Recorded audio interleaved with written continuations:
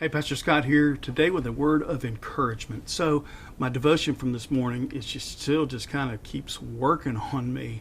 I'm using it's an app called Let To Go 365. It's put out by the 24/7 Prayer Movement. If you're looking for something fresh, new, I would highly recommend that. Let To Go 365. So the passage today was that wonderful passage from Jeremiah 33 where God says, I will put my law in their minds and write it on their hearts. I will be their God and they will be my people. They will no longer teach their neighbor or say to one another, know the Lord, because they will all know me. So when God writes in our hearts, the work of God is an inside job. But how often do I make my relationship with God an outside thing of where I focus on, what I need to do and what I better not do and what I got to get better at? But God says, listen, I work on the inside, and what I do is I don't make you better, I make you new. I transform you. You used to be like this. Paul says the old is gone and the new has come, and I make you a new creation.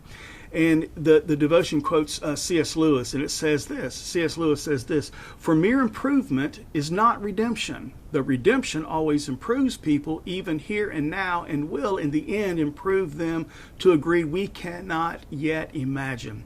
God became man to turn creatures into sons, not simply to produce better men of the old kind, but to produce a new kind of man.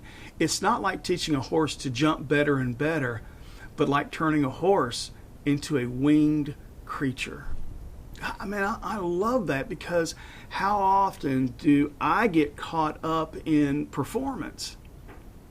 And God sometimes just said, something, as long as you're going so hard at it, there's no place for me. There's no room for me. And so what I'm convicted about during this Advent season, this season of waiting, that if God's work is an inside job, how much time am I spending with God, letting Him in on the inside to do the work that only He can do? So I want to encourage you this week.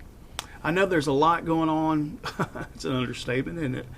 But to find that time to just be quiet and to not so much speak to God, that's a great thing, but to be quiet and still before God and let God speak and let God do a work that you and I may not have any awareness that God is doing.